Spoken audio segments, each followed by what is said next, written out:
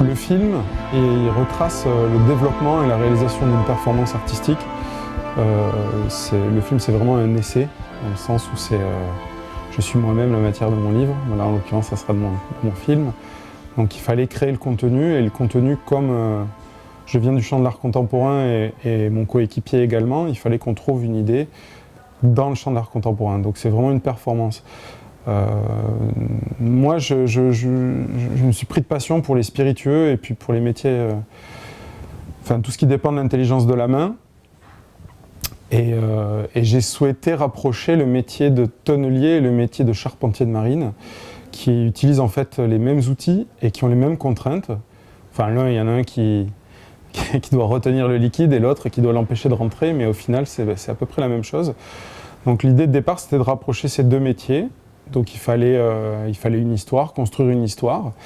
Et cette histoire, c'est celle de soutien de famille d'un bateau fabriqué en 1941 avec du bois de la forêt de Troncé.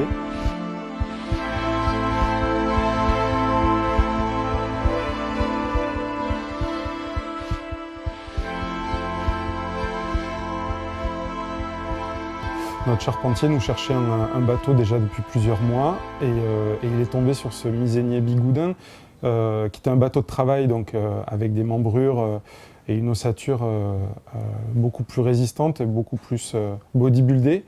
Et son présupposé, c'était de dire que ce bateau, s'il a réussi à traverser le temps, il arrivera à monter jusqu'en Écosse. Donc on est parti sur ce bateau. Et le nom soutien de famille, c'était le nom du bateau. Est-ce qu'on connaît l'histoire des propriétaires? Alors on sait que le bateau, il a été refait en partie dans les années 90 pour transformer en bateau de plaisance. Et avant ça, on sait simplement que c'était un bateau de pêche qui a servi donc probablement à faire de la pêche au pélagique, au maquereau, à la sardine, voilà, en Bretagne Nord. Mais on n'a pas plus de précision sur l'histoire. Donc ça paraissait infaisable pour certains, notamment tous les marins, et pour d'autres, bon, c'était une idée amusante.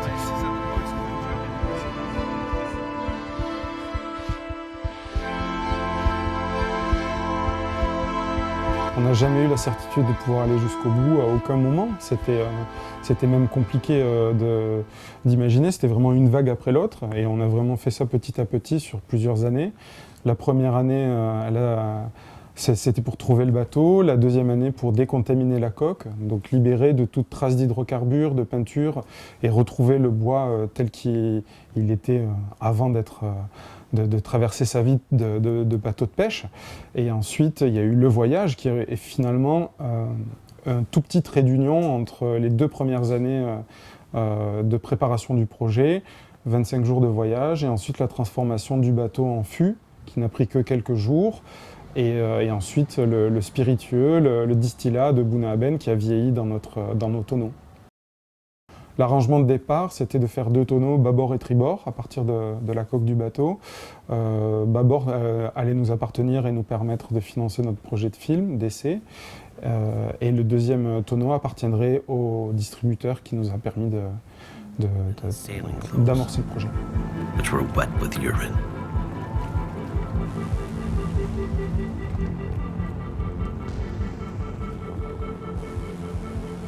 Nous, on n'est pas marins, on est attiré par le voyage, la liberté que ça peut procurer, mais on n'est pas marins, donc on a pris des risques, parce qu'on est naïf également. Ensuite, sur le bateau, dès qu'on est parti, on a dû partir entre deux tempêtes si on voulait arriver à destination. Et donc très rapidement, on s'est trouvé face aux intempéries à l'extérieur du bateau, et en fait, on n'avait même pas imaginé qu'on n'avait rien pour se protéger, donc en fait on était complètement naïf et complètement à côté de la plaque. Et donc il a fallu créer un lien entre nous, on se connaissait très peu, on avait passé très peu de temps ensemble, Marc et moi, mon coéquipier et moi. Donc il a fallu créer un lien pour aller jusqu'au bout du projet et puis pour survivre en fait, tout simplement.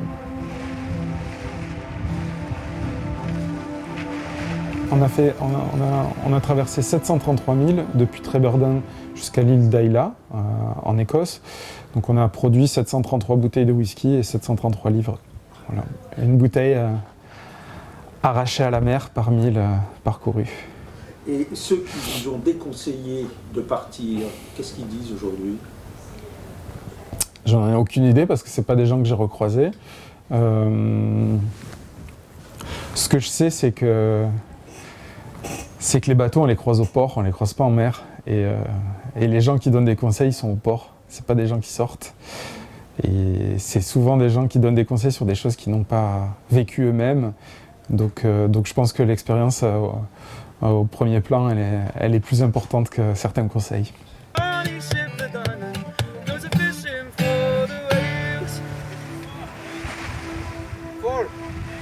Et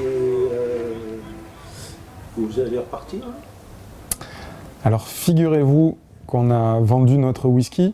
Ça nous a permis de produire notre film avec le reliquat de recettes. On a acheté un deuxième bateau, un bateau à vapeur qu'on a fait retaper avec des Amish pendant 2 ans dans le banlieue de Détroit. Et on a descendu l'intégralité du Mississippi pendant 65 jours pour récolter les 42 variétés de maïs et étudier l'impact écologique et économique de la monoculture du maïs sur les États-Unis.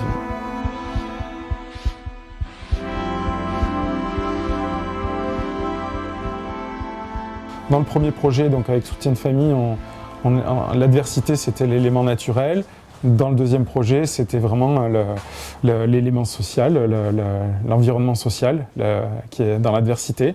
Donc c'était un peu rude, surtout qu'on a réalisé le projet à la fin du mandat de Donald Trump et quelques semaines avant le début de la pandémie. Donc on a fini en novembre, la pandémie commençait en décembre 2019. Donc on est vraiment dans un portrait de l'Amérique entre 2 crises. Ces 2 films s'inscrivent dans un contexte de recherche-création, où on suit des méthodologies de recherche-action, où on essaye de modifier le quotidien pour apporter un point de vue différent. Donc que ce soit avec le premier projet à la voile, avec un voyage anachronique, où on essaye de convoquer des notions de poésie, des choses romantiques, etc. Donc on en va plus étudier ça, alors que le deuxième, on est vraiment sur un portrait des États-Unis où on a essayé vraiment de voir les crêtes dans le récit de l'Amérique, de la Grande Amérique. Donc c'est un film social, mais pas que. C'est pas que.